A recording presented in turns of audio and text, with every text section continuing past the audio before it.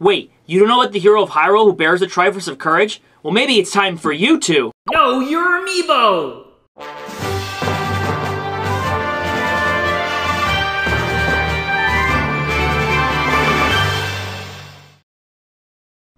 Link is the lead protagonist to the Legend of Zelda series, despite his name not appearing on a majority of the titles.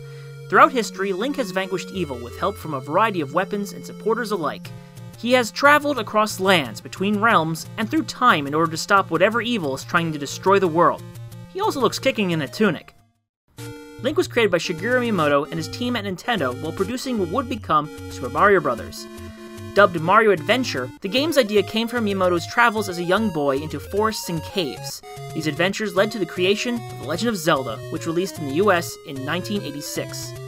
Link's name came from his role in the series, linking players to the world of Hyrule. The Legend of Zelda is a fully open-world adventure, with no directions told outright. It is up to Link to gather every piece of the Triforce of Wisdom in order to defeat Ganon and save Princess Zelda.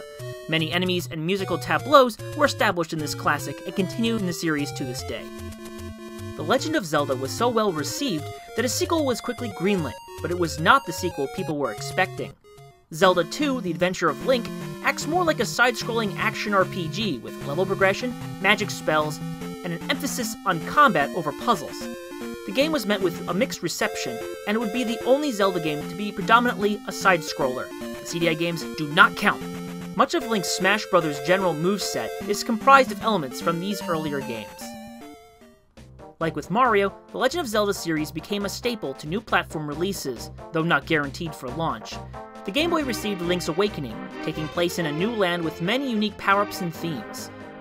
Meanwhile, the Super Nintendo received A Link to the Past, which takes the overhead Zelda concept and expands on it heavily.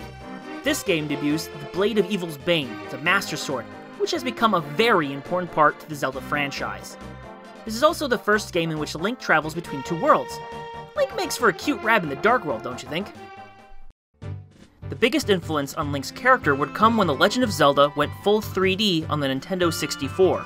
The Legend of Zelda Ocarina of Time takes Link through multiple dungeons in order to try and stop the evil Ganondorf with the help of Princess Zelda and the mysterious Sheik. Ocarina of Time is the first game to star young Link, who would later become his own character in the Super Smash Bros. Series. After pulling out the Master Sword, Link awakens in the future as adult Link to face a fallen Hyrule. Man, adulthood isn't all that great. While Ocarina of Time was a great success, Nintendo would experiment with its next two titles, Majora's Mask and The Wind Waker.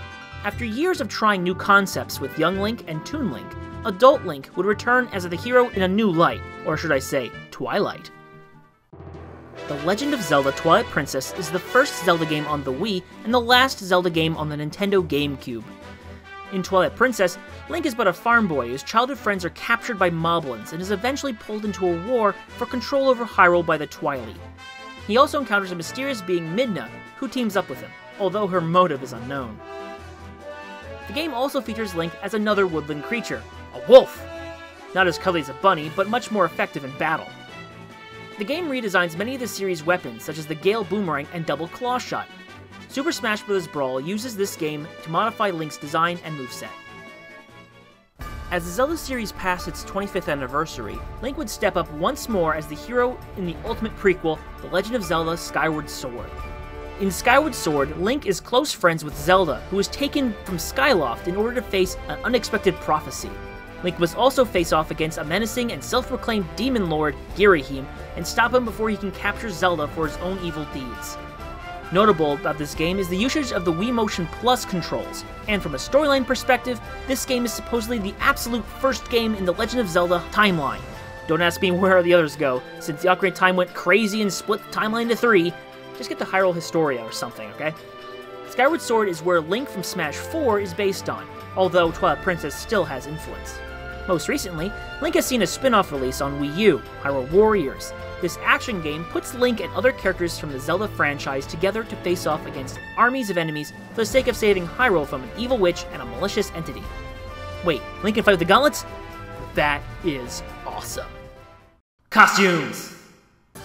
Link may have a wide wardrobe out there, but in Smash Bros., he is all about the tunic, baby! Here are some of the more interesting costumes. This happy-go-lucky Link is actually Dark Link.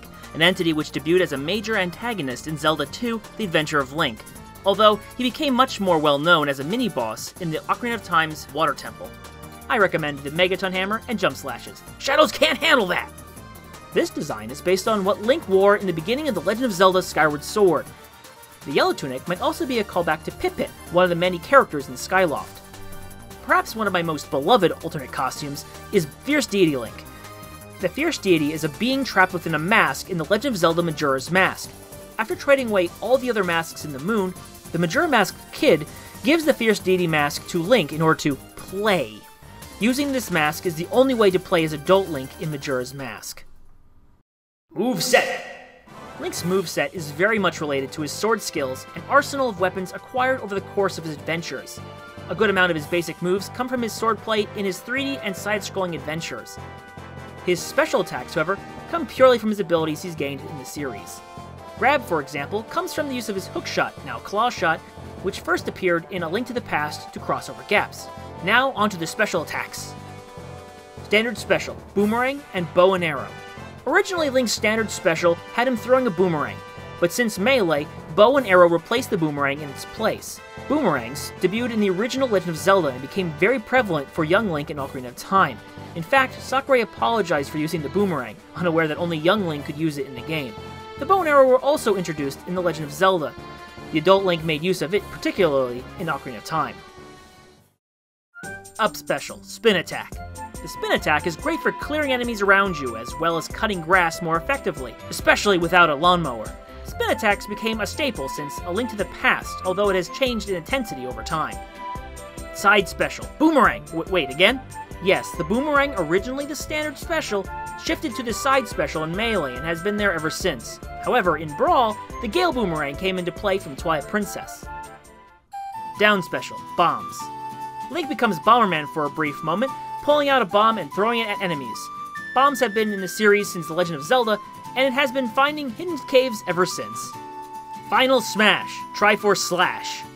In this Smash Bros. Original attack, Link slashes many times against a foe, forming the Triforce in the process.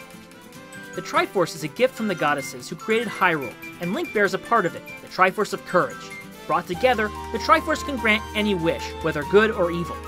The Triforce debuted in The Legend of Zelda, but the first fully formed Triforce was seen in Zelda 2. Future! The Legend of Zelda series continues to see releases to this day, and Link will always be there to star in its games. Celebrating Zelda's 30th anniversary, Link very recently returned to the Twilight Realm in The Legend of Zelda Twilight Princess HD, and Hyrule Warriors Legends will take Warriors gameplay to the Nintendo 3DS. And of course, Link will return as the hero in the new open-world Zelda title, coming out sometime in 2016. Even after that, Link's future looks bright. The legend will continue. And now I think it's safe to say that you know your amiibo! Thank you for watching this episode of Know Your Amiibo. One of my favorite games starring Link is The Legend of Zelda Ocarina of Time 3D. What's yours? Let us know in the comments below. If you want to learn more about other amiibo on this wave, simply click on it now. If you can't, don't worry, more videos are on the way. Otherwise, if you want to see another wave, check the links on the right. If you want to keep up with this series or other Nintendo goodness, check out NintendoWorldReportTV. And if you want to see what other crazy stuff we've made, check out Third Rate Minion. Thank you.